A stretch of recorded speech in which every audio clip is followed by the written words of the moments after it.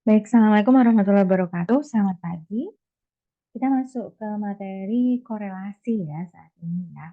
Jadi ini memang berhubungan dengan materi-materi sebelumnya, yaitu tentang diagram, karena nanti akan ada diagram yang bisa menunjukkan korelasinya, yaitu diagram scatter. Nah, sekarang kita bahas dari sisi korelasinya itu dulu. Nah, korelasi atau kita menggunakan analisis korelasi adalah untuk mengukur kuat atau lemahnya hubungan dua variabel. Jadi di sini kita tidak bisa menggunakan data tunggal karena minimal harus ada dua variabel yang di situ. Baik. Nah, metode pengumpulan datanya kita bisa bebas menggunakan apa. Jadi nanti korelasi di sini adalah nanti kita hubungannya sama penyajian data, datanya berarti disajikannya dalam bentuk tabel boleh, tapi nanti harus dalam bentuk diagram, dan kalau untuk korelasi pasti diagram scatter karena hubungan antara dua variabel tersebut, nanti kita cek apakah ada hubungannya, terus bagaimana cara menganalisisnya dari data yang dua variabel tersebut. Nah, tadi untuk penyajian datanya yang pasti untuk melihat korelasi adalah dengan menggunakan diagram scatter. Nah, di sini diagram scatter ada 3 pola. Yang pertama adalah pola positif, pola negatif, dan yang terakhir tidak ada polanya atau tidak ada korelasi, jadi tidak menunjukkan pola apapun. Nah, pola positif di sini itu adalah ketika ada dua variabel ya, X dan Y, di mana nilai-nilainya itu besar. Kalau variabel X-nya nilainya besar, maka variabelnya juga nilainya besar, gitu ya. Nah, kalau nilai-nilainya yang variabel X itu kecil, maka variabel Y-nya juga kecil. Jadi kalau umpama kita masukkan ke dalam grafik koordinat, ini kan variabel X, ini variabel Y, gitu ya. Nah, kalau yang X-nya semakin besar kan berarti semakin ke sini ya Bapak Ibu. Nah, kemudian Y-nya juga semakin besar, berarti semakin naik kan Bapak Ibu, karena di sini ada nilai 0, seperti itu. Nah, seperti itu. Jadi pamannya ini di sini, di sini, di sini. Maka nanti secara umum dia akan membentuk garis seperti ini yang disebut sebagai pola scatter untuk yang positif. Seperti itu. Nah, untuk yang negatif berarti kebalikannya. Ketika nilai variabel X-nya besar, tetapi nilai variabel Y-nya kecil. Jadi kalau kita masukkan ke dalam koordinat kartesius seperti ini, ketika Y-nya semakin besar nih, kita ngomongnya ke sini. Nah, Y-nya X-nya semakin besar maksud saya, maka Y-nya semakin kecil. Jadi umpamanya kalau Y-nya di sini ya, ini nilainya di sini tapi ternyata nilainya di sini. Tuh. Yang di sini ini tapi nilainya ternyata jadi dia semakin besar semakin kecil. Jadi dia akan bentuknya seperti ini. X-nya semakin besar tapi nilai Y-nya kecil. X-nya kecil, Y-nya besar. Seperti itu. Maka ini disebut sebagai nilai pola yang negatif dari diagram scatter. Nah, yang tiga tadi adalah tidak ada korelasi atau tidak ada hubungan. Karena tidak bisa dilihat hubungan dari titik-titik yang muncul dari diagram tersebut. Jadi di sini ini adalah pola positif dari diagram scatter yang tadi ketika X-nya semakin besar maka Y-nya juga semakin besar. Ketika negatif, ketika X-nya besar, Y-nya kecil. Kemudian yang tidak memiliki hubungan atau tidak jelas seperti apa, gitu ya. Seperti hubungan kalian-kalian para mahasiswa itu ya. Jadi jangan mau tidak berkorelasi, cobalah untuk berpola positif. Nah, ini juga ada dari sisi derajat korelasinya. Derajat korelasi nanti dari secara rumus ada angkanya, tapi kalau kita lihat secara pola di diagramnya, kita bisa cek seperti ini. Ketika dia bentuknya sangat eh, berantakan atau random, maka kita bisa bilang bahwa dia tidak punya derajat korelasi. Nah, kalau ada seperti ini, dia sudah mulai membentuk suatu pola atau suatu garis, tapi masih banyak yang kanan kiri masih agak jauh jaraknya, maka disebut derajat korelasinya lemah. Nah, kalau udah seperti ini, dia sudah semakin mendekat membentuk pola tersebut dan jaraknya semakin dekat, maka derajat korelasinya kita sudah bisa menyebutnya kuat. Nah, kalau udah membentuk satu garis lurus titik-titik tersebut, maka disebut derajatnya sempurna. Seperti itu. Apakah mungkin sempurna? Mungkin saja ketika dia benar-benar, sama antara variabel X dan variabel Y-nya, maka dia akan sempurna seperti itu. Walaupun kalau dalam, apa namanya, kejadian di dunia nyata sangat jarang terjadi, tapi, eee, bukan mustahil. Nah, di sini yang harus diperhatikan adalah korelasi tersebut itu mengukur kekuatan hubungan linier. Linier berarti nanti dia bentuknya adalah garis lurus, gitu ya. Garis lurus, dan juga nanti dia sebentar saya cek, antara kekuatan antara dua variabel itu dengan menentukan seberapa banyak kedua variabel tersebut kovari atau bervariasi bersama-sama. Makanya nanti ketika kita melihat rumusnya kita akan mencari kovariannya, yaitu bagaimana mereka bervariasi dari kedua tersebut. Nah, jika salah satu variabel meningkat, akibat dari peningkatan dari variabel yang lain, maka disebut kovari. Jadi maksudnya itu ya. Jadi kalau variabel X-nya meningkat 5, maka yang variabel Y juga meningkat 5, itu berarti dia bervariasi bersama-sama. Atau sebaliknya, kalau variabel X-nya turun, variabel Y-nya juga turun, maka disebut juga kovari atau bervariasi bersama-sama. Kita di sini tidak melihat positif negatifnya ya, kita cuma melihat apakah mereka sama-sama bervariasi berbarengan gitu ya. Satu ningkat, satunya juga ningkat. Satu turun, satunya juga turun. Nah, kalau salah satu variabelnya nggak berubah dengan peningkatan atau penurunan dari pasangannya, maka disebut tidak bervariasi bersama-sama atau tidak kovari. Jadi umpamanya variabel X-nya naik nih, tapi variabel Y-nya juga nggak naik ataupun juga nggak turun, tapi dia tidak berubah atau tetap. Nah, berarti dia tidak bervariasi bersama-sama atau dia tidak kovari di sini dua variabel tersebut. Nah, untuk kovari tadi ini adalah rumusnya ya, rumusnya kovarian atau menunjukkan dia bervariasi bersama-sama, simbolnya adalah Sxj. Kenapa Xj? Karena di sini dia dua variabel Xj yang dimasukkan. Nah, nanti cara menghitungnya adalah dengan sigma dari Xi dikurangi X bar. Jadi yang pertama harus dicari adalah X barnya dari data X atau variabel X. Kemudian Xi adalah X ke 1, X kedua, X ketiga yang harus dikurangi dengan X bar tersebut nanti dikalikan dengan YI dikurangi Y bar. Berarti nanti harus dicari dulu min dari variabel Y-nya. Kemudian ini berarti dikali. Jadi ketika sudah ketemu ini, namanya X1 dikurangi X bar, akan dikalikan dengan Y1 juga dikurangi Y bar.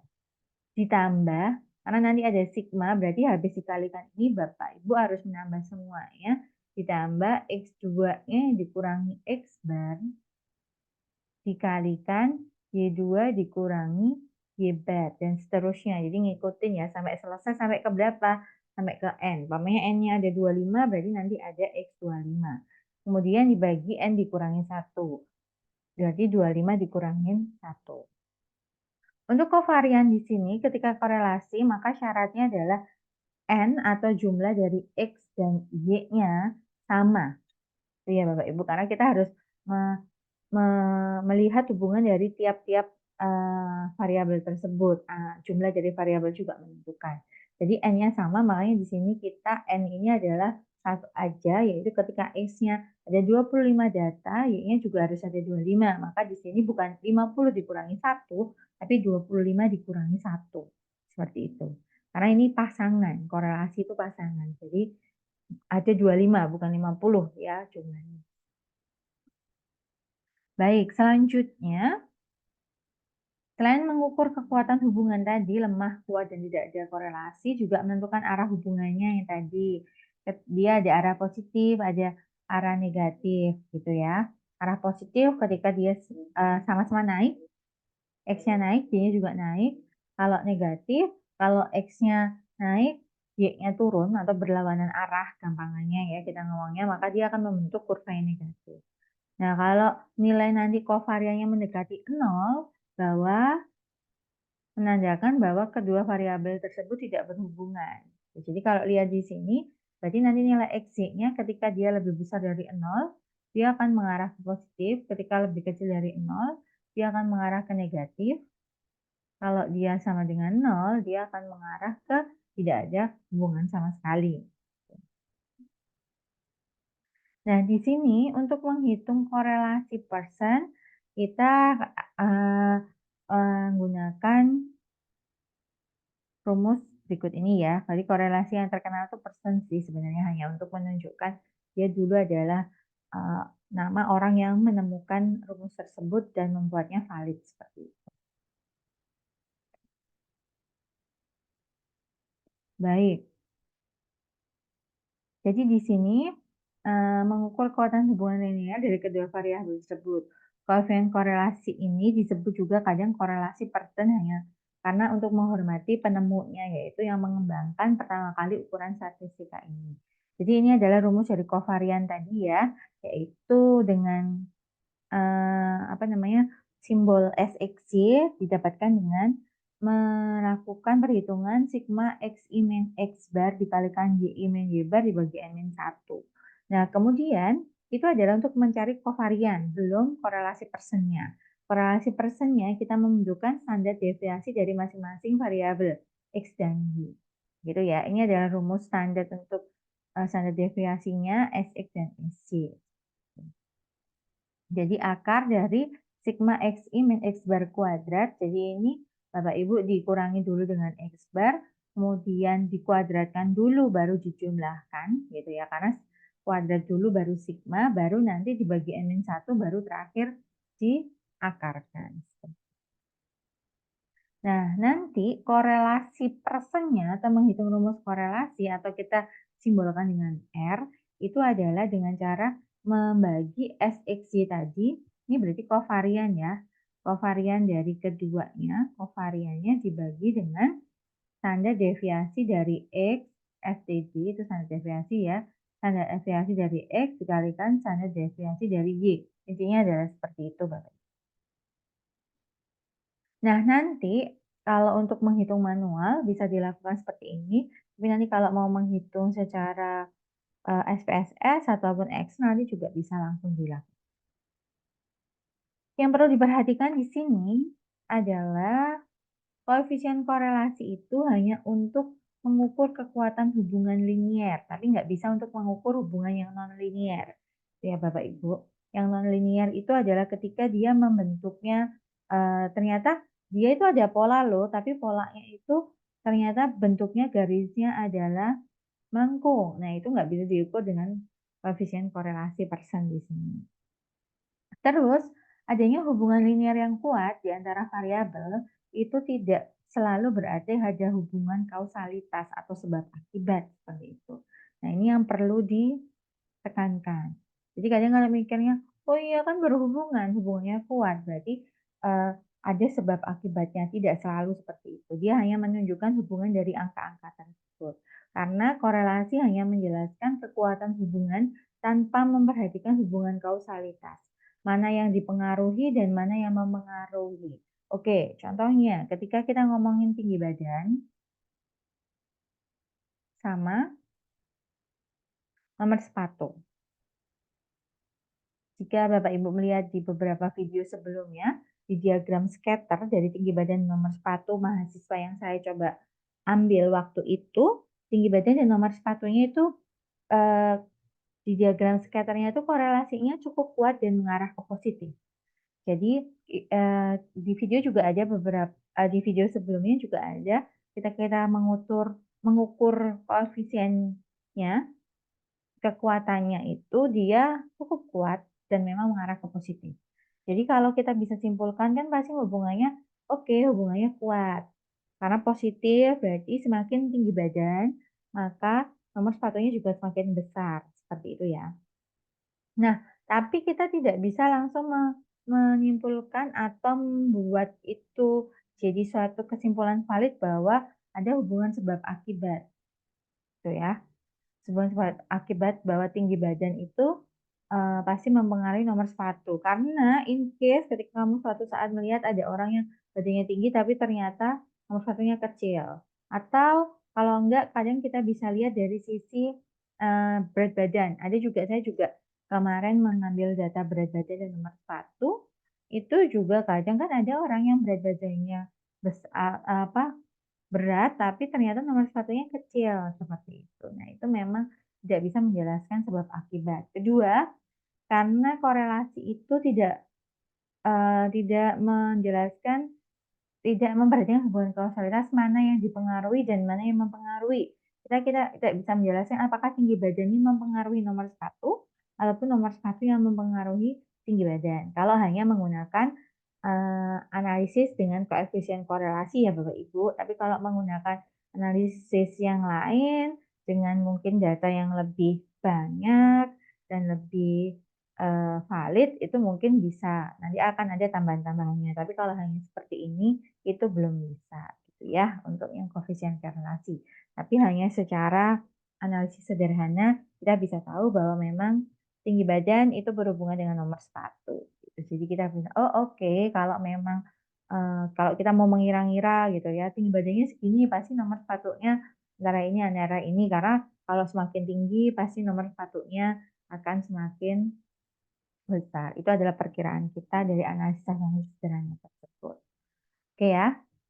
Yang kedua, karakteristik korelasi Pearson itu R-nya tadi nilainya akan selalu berada di antara -1 sama +1 ya, tadi antara ini. Dan nilai R ini, korelasi ini tidak akan berubah walaupun datanya itu dikalikan ataupun dikalikan dengan nilai yang lain ataupun ditambahkan dengan nilai konstanta yang lain. Karena yang dilihat adalah variasinya. Jadi kalau ini udah dikalikan kan tapi variasi ini ke yang ini kan tetap ada variasinya. Nah, itu yang tidak berubah. Kemudian R juga tidak dipengaruhi dengan mana yang X, mana yang Y, bisa dipertukarkan. X-nya yang mana, yang tinggi badan ataupun nomor satu. Nah, ini untuk mengukur yang linear saja ya, bukan yang non-linear, untuk korelasi persen. Oke, kalau korelasi persen itu biasanya untuk data-data yang kontinu tadi ya. Ternyata ada juga korelasi yang lain, yaitu korelasi Spearman, yaitu untuk data statistika yang non-parametrik. Non-parametrik itu maksudnya adalah statistika yang nggak pakai angka yang jelas. Kayak tadi kan kita, kalau data kontinu kan contohnya kayak tinggi badan. Kita kan ngomongin tinggi badan, namanya saya 155 cm gitu ya umpamanya. Ini kan datanya kontinu. Jadi kan ukuran tinggi badan saya itu diukur 155 itu dapatnya dari 0 sampai 155 cm. Nah, dengan data-data kontinu seperti itu kita menggunakan yang persen. Ya, tapi kalau ketika dia datanya adalah skala ordinal, maka dia masuk ke statistika non parametrik. Contohnya adalah ketika berbentuk ranking gitu ya. Ternyata pokoknya ranking 1, 2, dan 3. Nah, seperti ini. Gitu kan kalau kita ngomong dia ranking 3, itu kan bukan berarti dia mulai dari ranking 1, 2, dan ranking 1, kedua, dan ketiga kan Bapak Ibu. Dan juga urutannya juga terbalik. Ranking 1 itu lebih bagus daripada ranking 3. Nah, kalau tinggi badan 155 cm itu lebih tinggi daripada 100 meter. Lumayan seperti itu. Itulah yang menggunakan korelasi persen. Nah, ini nanti rumusnya berbeda. Perbedaan antara kedua ranking. Mirip, cuman memang nanti ada sedikit rumus yang berbeda. Nah, tadi kan kalau korelasi kan antara -1 sampai +1. Nah, di sini untuk koefisien korelasinya secara angka kita bisa buat standarifikasinya bahwa ketika nilai koefisiennya dari 0 sampai 0,25 maka dia sangat lemah. Kalau 0,26 sampai 0,5 cukup. Kalau 0,51 sampai 0,75 kuat, kalau 76 sampai 99 sangat kuat, kalau 1 sempurna. Bagaimana kalau yang negatif? Negatif juga mengikuti. Kalau negatifnya berarti kan, ini ya Bapak Ibu, di sini kan 0, gini ya. Kalau 1 kan di sini ini min 1. Oke. Kalau 0 kan tidak ada hubungan sama sekali atau tidak berkorelasi seperti itu. Nah, kalau ke 1 kan di sini pamannya ini kan 0,5 ya Bapak Ibu. Nah, 0,5 kan kuat. Semakin ke sana semakin kuat. Yang di sini adalah lemah. Umpamanya 0,25 itu lemah. Nah, kalau untuk yang negatif juga sama, tapi kita kebalik ke sininya. Berarti min 0,25 juga ternyata lemah, karena mendekati 0. Tapi kalau 0,5 minus berarti kuat, ya. Mendekati min 1 dia berarti kuat, tapi dari arahnya saja, arahnya dia ke arah negatif gitu. Polanya pola negatif gitu ya, kalau yang minus tadi. Tapi kalau kita cek, akankah dia minus? Kalau saya cek bisa. Kalau dari standar deviasi dia nggak mungkin minus. Karena apa Bapak Ibu? Karena dia akar dari suatu nilai, jadi pasti positif. Tapi kita bisa mendapatkan minus dari mana? Dari kovariannya, gitu ya. Jadi bisa muncul minus dari kovarian, karena di kovarian tidak ada kuadrat, toh, ya jadi bisa perbandingannya ini minus di sini. Jadi hanya lebih ke polanya saja, negatif atau positif. Begitu, terima kasih. Saya akan coba lanjut ke prakteknya ya Bapak Ibu. Kita akan praktek menggunakan Excel. Oke, baik.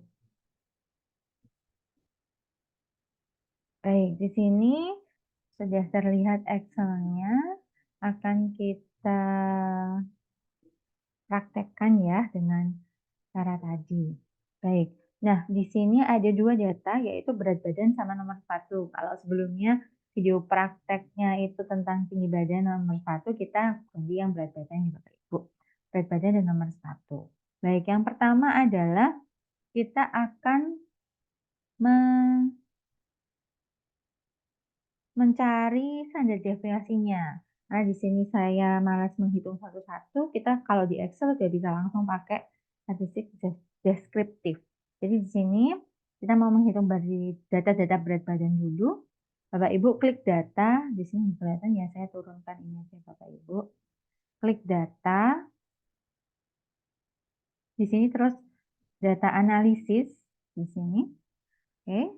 Terus Bapak Ibu klik deskriptif statistik, kemudian oke. Oke, nah di sini input ring, ini Bapak Ibu masukkan mau menganalisis yang mana. Saya mau menganalisis berat badan dulu lah, berarti berat badannya saya klik, saya blok. Kemudian dia kolom karena dia bentuknya ke bawah, turun. Kemudian output ring itu adalah mau ditaruh mana hasilnya. Kalau saya maunya ditaruh yang agak sini ya. Jadi saya mau ditaruh di K4. Ini Bapak Ibu klik terus K. Dihapus dulu ya, nanti masuk dulu. Mau dikasih K4, kemudian summary statistik dicentang, confidence levelnya dicentang, baru oke.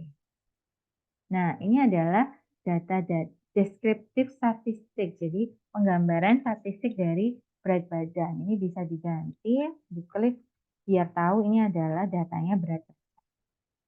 Ini ya, Bapak Ibu. Dan ini yang akan kita gunakan adalah yang ini, karena tadi yang kita cari adalah standar deviasinya. Saya kasih merah. Baik ya. Nah, kemudian saya mau cari juga yang nomor sepatu. Jadi kita data, kemudian data analisis, deskriptif statistik, baru oke. Kemudian karena kita mau cari data nomor sepatu, deskriptif yang satu, kita blok nomor sepatu di input ring, kolom, jangan lupa bentuknya. Kemudian output ringnya, saya mau taruh di sebelahnya sini biar jajaran ya Bapak Ibu. Agak sini lah ya, N4. Summary statistik, confidence level, oke, kita nemu, langsung ketemu hasilnya. Ini berarti kita kasih nama nomor sepatu. Nomor sepatu. Nah, kita akan ambil juga yang ininya, standar deviasinya. Karena tadi kita di rumus Excel, di PowerPoint kita butuh standar deviasi dari variabel X dan variabel Y. Nah, yang selanjutnya adalah yang ini saya kopikan dulu ya. Rumusnya bisa kelihatan enggak? Ini. Kovarian. Oke, kita akan masuk ke rumusnya kovarian, Bapak Ibu. Oke, ini adalah rumusnya kovarian. Saya ambil di Excel ya, Bapak Ibu. Kovariannya seperti ini. Nah, di sini kita cek apakah di data analisis juga ada kovarian. Kalau tidak ada, maka kita ini ada. Oke, covariance ada. Kita klik ya covariance-nya. Input range berarti dua-duanya ini kita input. Kolom output range-nya saya mau di sini. Maaf salah. Begini nih biasanya kalau kita nggak lihat apa yang kita klik. Jadi harusnya yang diklik adalah ini dulu, lalu ditaruh sini, kita oke. Oke. Oh ternyata jadinya seperti ini. Baik. Kalau ini saya nggak dapat yang ini, saya butuhnya bukan yang ini, covariance-nya. Kita coba secara manual dulu ya Bapak Ibu. Kita punya min ini. Min-nya adalah saya kasih kuning. Min berat badan, ini min nomor 1. Jadi di sini saya cari XI min X bar. Nah, XI min X bar. Saya taruh gitu ya. X-nya itu berat badan. Berarti kita carinya dengan cara ini kalau manual. Nanti akan saya cari kalau yang covariance tadi kenapa kok nilainya nggak sama. Kita cek ya. XI-nya berarti 62 dikurangi 60,4. Oke, nah sama dengan. Oke ya. Nah selanjutnya kita daripada misal satu kita klik. Nah ini adalah hasilnya. Kita cek benar nggak? Benar. Ini di 6 dikurangi minnya. Ini adalah di 7 dikurangi minnya. Oke ya. Nah sekarang kita YI min Y bar. YI-nya berarti kita sama dengan 6, maaf bukan 62, nomor 1 ya. Dikurangi 40,84. 40,84. Oke, terus kita ke bawah, klik ke bawah untuk semua rumusnya udah jadi. Nah, di sini XI min X barnya harus dikali YI min Y bar baru ditambahkan. Berarti di sini ya, kali. Kali berarti kita sama dengan XI min Y bar dikali YI min Y bar. Ini adalah hasil perkaliannya. Ke bawah. Nah, karena kita butuh sum itu berarti jumlah, berarti ini kita jumlahkan semua. Kita jumlahkan semua pakai auto sum. Oke, ini hasilnya Bapak Ibu, ini sum. Jumlah kali jumlah jumlah kali yang atas ya. Oke, berarti terus covariance jumlah kali tadi dibagi n-1. N-nya kan ada 25 nih. Berarti di sini adalah sama dengan ini dibagi 25 min 1 ya. Ya hasilnya 8,131667. Ini covariance. Ini covariance. Nanti kenapa tadi nggak sama? Nanti kita cek ya. Terakhir akan apakah pasti ada yang salah kita masukin. Ini kita udah dapat covariance. Nah, tapi kalau jadi korelasi, correlation-nya berarti kan pakai rumus yang covariance dibagi standard deviation ini dikali standard deviation yang nomor 1 ya. Berarti kita masukkan sama dengan mana covariance ini dibagi ini dikali ini ya. Standard deviation berapa? Oke, kita klik. Oke, ketemu 0,4. Ini adalah korelasinya. Jadi kalau tadi kita lihat 0,4, 0,5 kan cukup, berarti ini cukup kuat. Arahnya apa? Karena nilainya positif, berarti arah positif. Gitu ya. Cukup kuat arah positif. Nah, kita cek dengan perhitungan. Kita masukkan ke data analisis yang correlation. Sebentar, covariance nanti kita cek. Correlation kita input range itu adalah ini yang kita input, oke. Kolom terus output range-nya kita ganti mau di sini. Di sini aja lah, bawah ya. Korelasi yang di sini ya. Oke, klik. Oke, sama.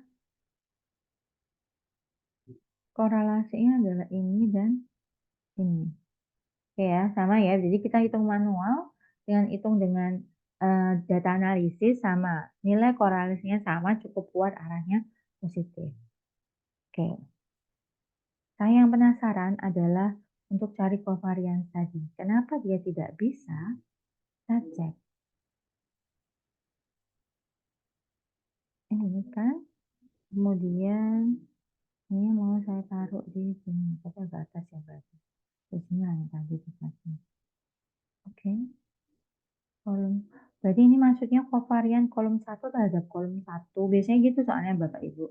Kolom 2 terhadap kolom satu dan kolom 2 terhadap kolom 2. Jadi agak susah di sini berarti ya. Jadi kovariannya antara ini sama ini. Berarti lebih baik pakai manual dulu untuk mengecek ini ya. Jadi ini kita hapus dulu karena mengganggu pemahaman. Baik, sudah kita cek bahwa nilainya ketemu sama, pakai manual dan juga pakai data analisis untuk korelasi. Bapak Ibu atau teman-teman mahasiswa bisa menggunakan manapun sesuai, yang penting kita selalu cek dan cross check seperti itu. Jika ada masalah, maka silakan mencari sumber yang lain untuk me apa namanya, mengetahui jawabannya atau memvalidasi kesalahan atau misunderstanding yang terjadi. Baik, terima kasih atas perhatiannya. Semoga dapat membantu untuk memahami materi dari korelasi dan juga praktek korelasi menggunakan Microsoft Excel. Terima kasih. Assalamualaikum warahmatullahi wabarakatuh.